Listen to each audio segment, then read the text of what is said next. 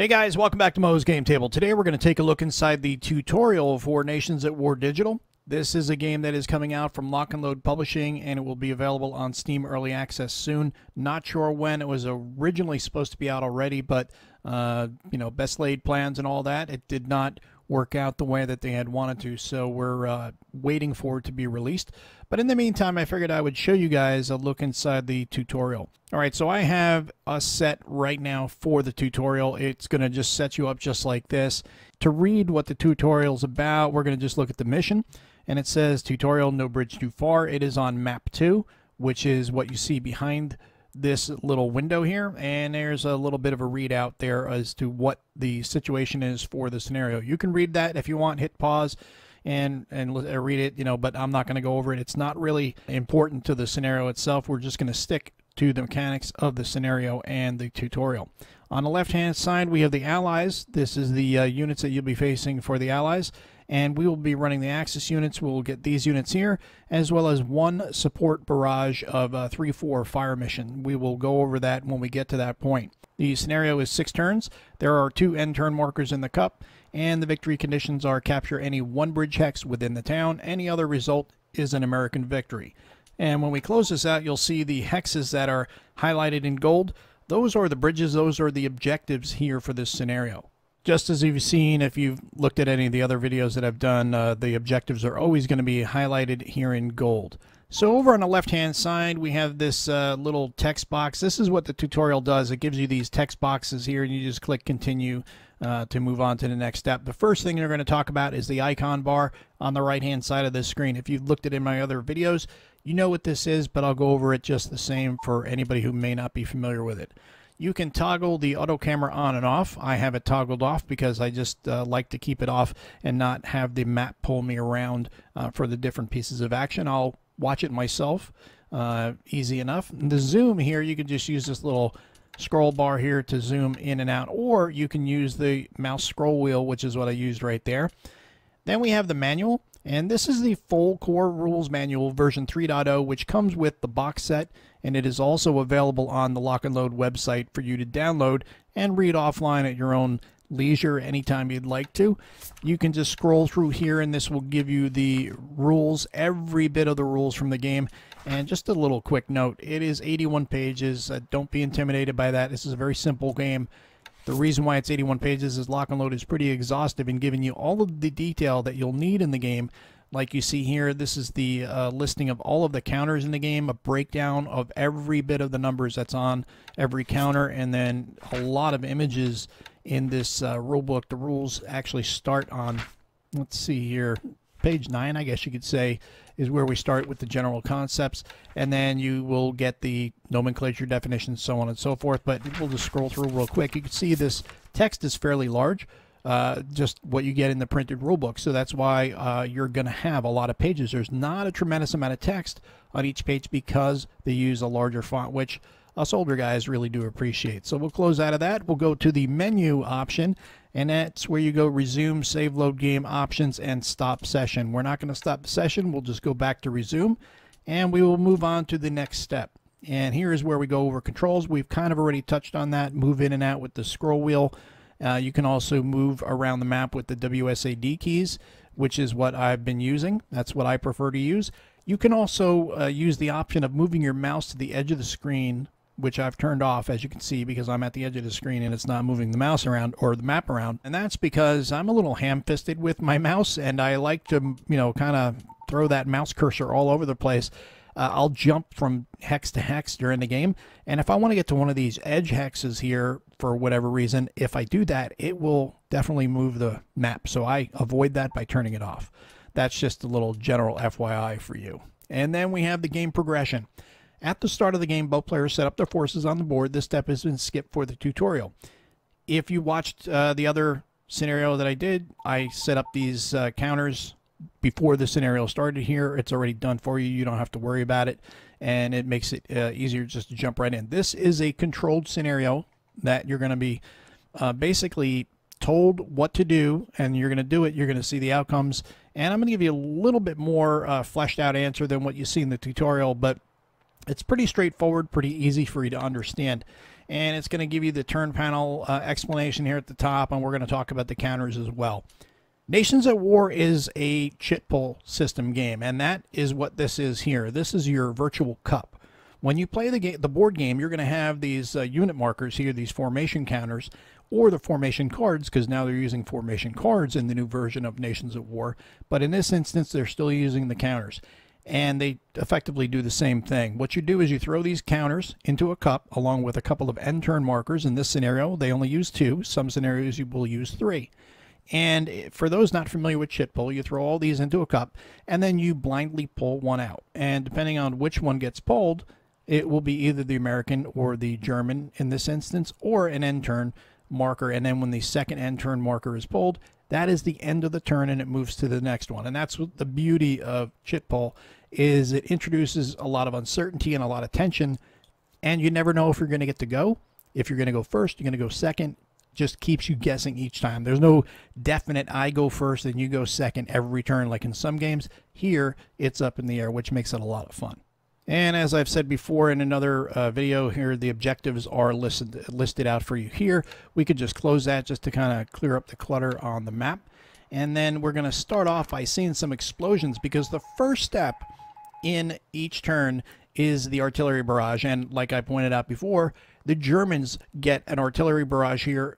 The Americans don't in this scenario, but this is all intended for you to see all the steps for each turn. So you're going to get a chance to fire up to 2 fire missions per turn. Everybody does, if you have the fire missions available. You can have either HE barrages, smoke, or indirect mortar fire if you have mortar units on the map. So in this one, we have 1 fire mission. It is a 3-4, and we'll explain what that all is in the next step. So we'll click on fire missions, and we'll click barrage.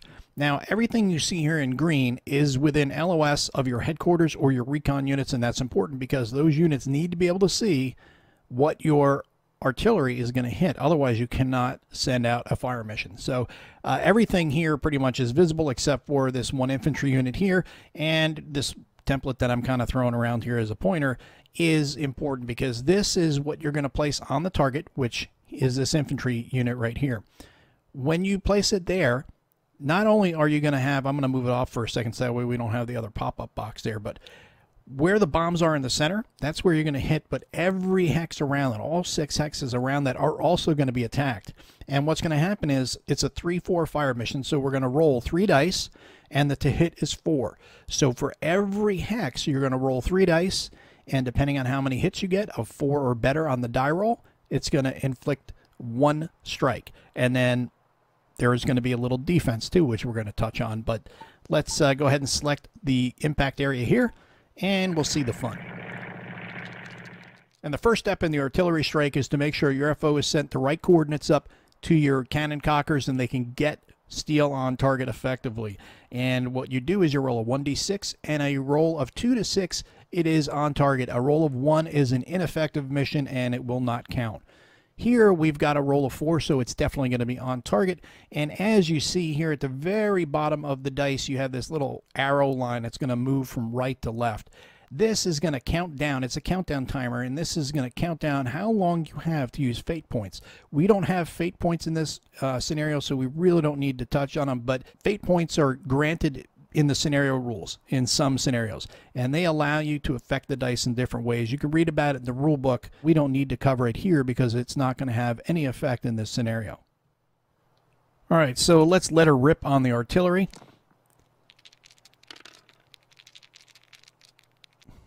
So our first strike is a success. We get 2 hits. Remember, it is a 3-4 fire mission. You're going to roll 3 dice, and you must get the to hit number of 4 or better. We've got a 4 and a 6, so 2 will hit. That's fantastic, but guess what? The defender gets a say in the matter and has a chance to avoid hits using a saving die roll. Infantry is a soft target, and they have a save roll of a 5. In this instance, they're getting 2 dice because they're inside of the city, so they get 2d6, but if they roll 5 or better, they can ignore 1 or more hits. And in this instance, they rolled below 5, so they're going to take both hits. And keep in mind that there are 3 hits that you have to put on a target to destroy it, if it is fresh, like this one. The first one will disrupt, the second one will reduce, and the third one will eliminate. Disruption can be removed during the rally phase early on in the turn, but in this instance, he's going to get a disruption. and a reduction only. Reduction you cannot come back from. That's a step loss. But you can recover from a disruption. So keep that in mind. All right, so we're going to continue on here, and we'll see the outcome. You see it says disrupted and reduced because those 2 strikes hit. Move on to the next one. We get 2 strikes. And guess what? The infantry inside the city gets 2d6. They roll. They get 1. So they can save 1. So they're only going to take 1 hit, and they will end up disrupted.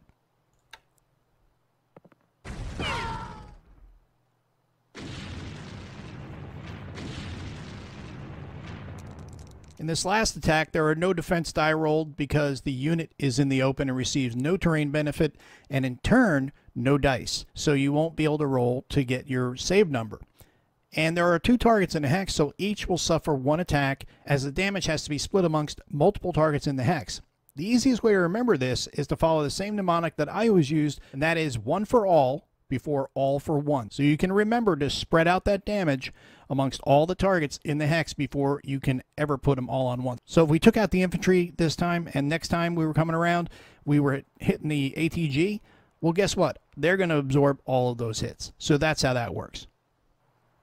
All right, so we'll click continue,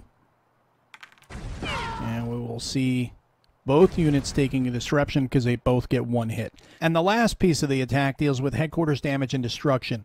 If the headquarters unit is in a hex where units have taken any type of damage, you get a disruption or a reduced result, the headquarters unit runs the risk of being damaged or destroyed itself. So a final die roll will determine if the headquarters unit lives or dies. And what you're going to do is roll a 1d6. On a result of 1, the headquarters will be damaged. It'll be flipped over to its reduced side. If it is already reduced and it takes a damage, it will destroy the headquarters.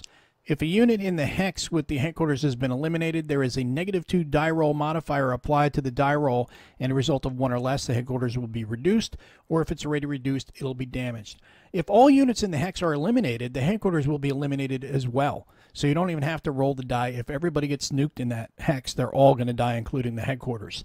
And it's real important to keep your headquarters alive. They're really critical pieces of your formations. They are a key to activating all your units in your formation. Without the headquarters units, all units in the formation will need to roll a command check to make sure that they're in command and they can do operations in their turn.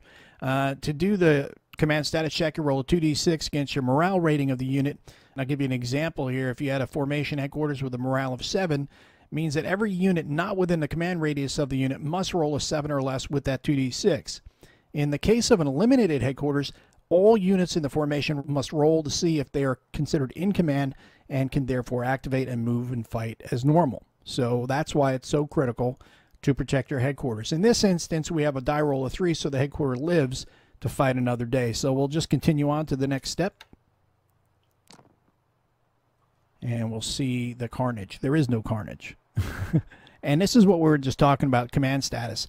I just wanted to kind of give you a quick rundown of it, which I already did, explaining to you what happens if you're out of command. You're going to have to roll a morale check to see if you're in command, and if not, you'll be out of command, and that's what this is here. So we'll continue on to the next step, and we're going to get into operations now.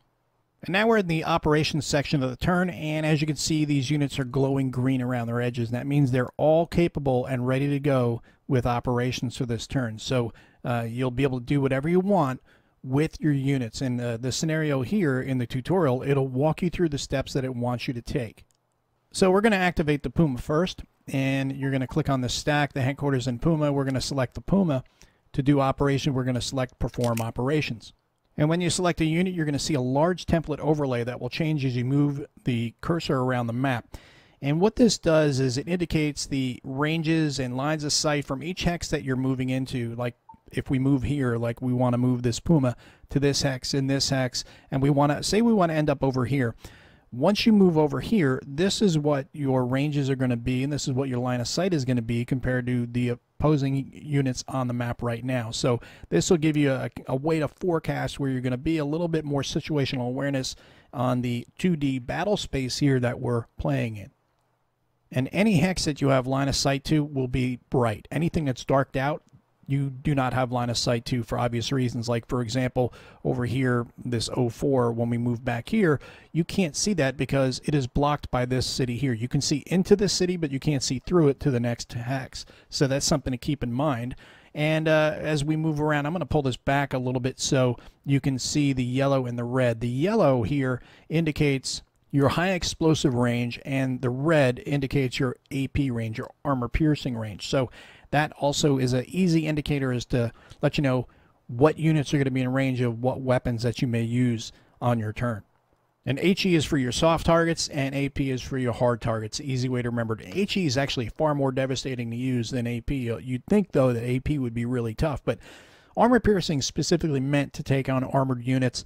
HE is high explosive, and that's going to be much more devastating to use on your soft targets. And we've got this Sherman down here that's encircled in red. That lets you know that that target is in range and you can take a shot at it. So you know what? Hey, let's take a shot at it.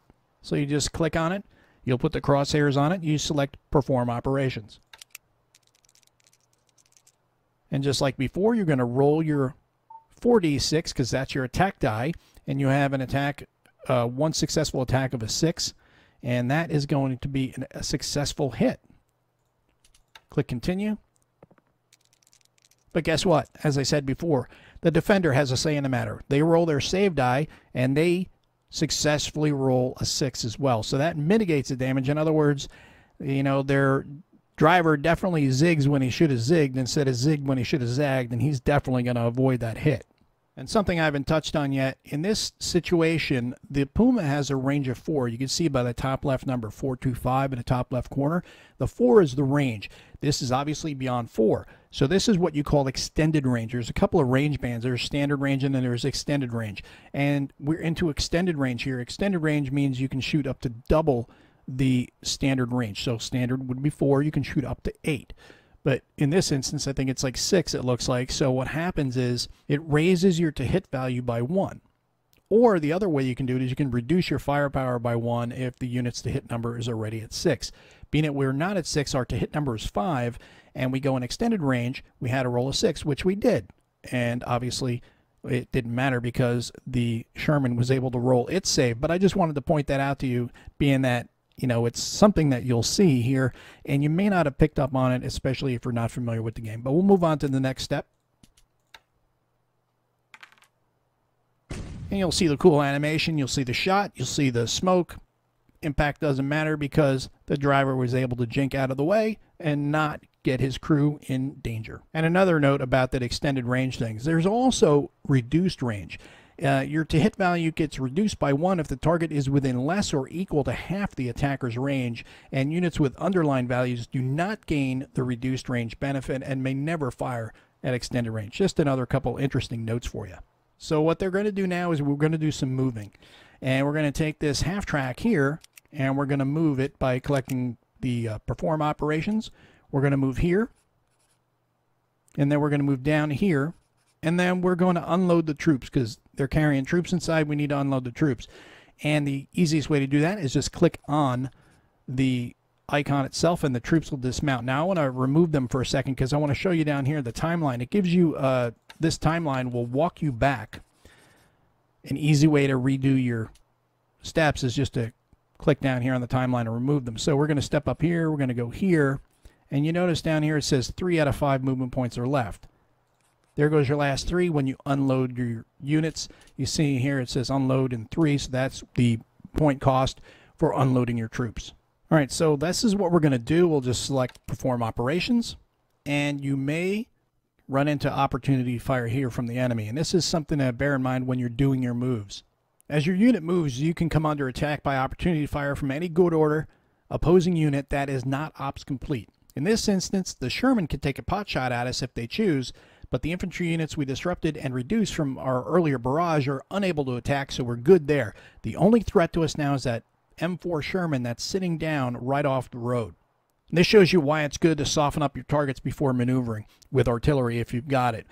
Units can also spend some of their movement points during the activation to be in Overwatch, and that'll allow you to do op fire. And since no units from the American side have activated yet, the Sherman will be the only eligible unit that can fire on us. So let's kick this thing off and see what happens. So we move, and the Sherman traverses his turret on us, and you know he's going to send some steel down range. That half-track is a hard target, so the Sherman will use its less potent AP shot at us, which is a 2 firepower with a 5 to hit number. Instead of using its more powerful high explosive attack of 3 firepower or 4 to hit, because again, this is not a soft target, it's a hard target, the Sherman is also at extended range, so that'll add a +1 to hit penalty. Always be mindful of ranges when moving in Nations at War. So the Sherman is going to face the same difficulty that the Puma did earlier, being at extended range. So we'll continue and see what happens here.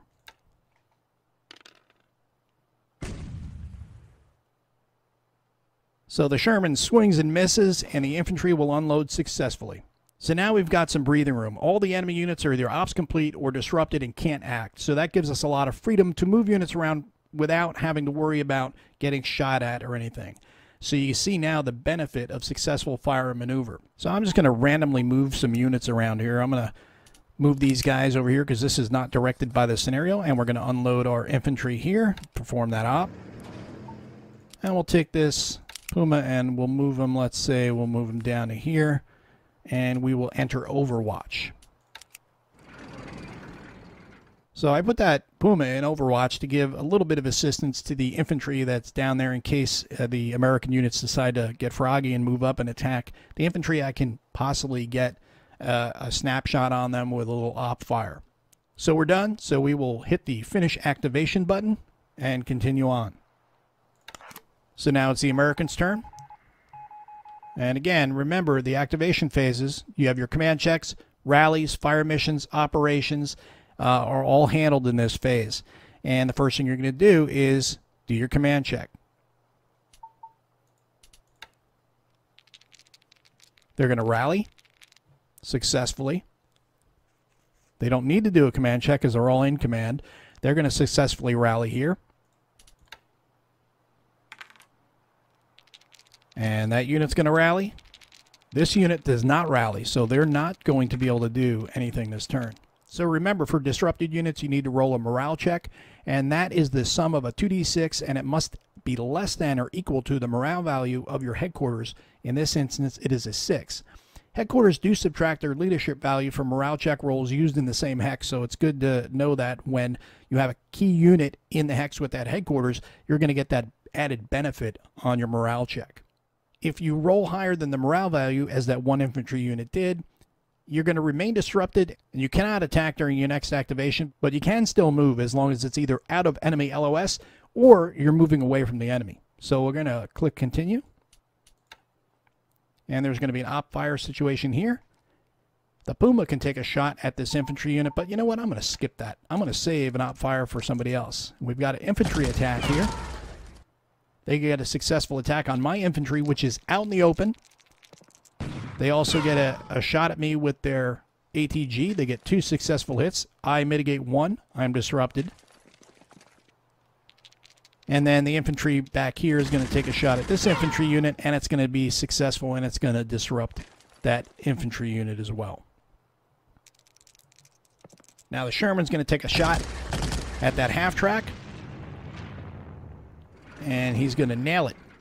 So now we got a smoking wreck sitting there, and that is the first end turn and the second end turn, because there were only 2 formation counters in the cup. So the first one now that gets pulled up would be the German, and we continue to go on for the next one. But we're not going to continue on any further. That is the end of the tutorial itself. So I just wanted to close it out with a couple of other important aspects of the game. It's possible to both move and fire with your units during operations. Attacks are either first or the last action of your operation, and movement points are halved when doing this. And another important bit is the assault and overrun. This type of combat is where you enter the enemy's hex, and it is all determined by the assault factor and the to-hit numbers, which are in the lower right-hand corner of the counter. Not all units have the capability, so be mindful of that before you make up some impressive plans to dominate your opponent by running roughshod over them, and you get there and you realize, oh, I can't assault and overrun. That sucks. So you want to make sure you have the right units to pull that one off. And finally, if you have 2 units from the same formation in the same hex, they can run operations together as what's called stacked operations. It's run the same way as any regular op, but you will control the 2 units step by step.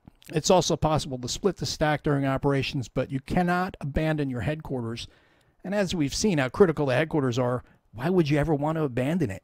And that brings us to the end of the tutorial within Nations at War. I hope this helps you better understand both the game and the interface, and it gets you ready to jump in and start sending steel downrange when the game is available on Steam Early Access from Lock and Load Publishing.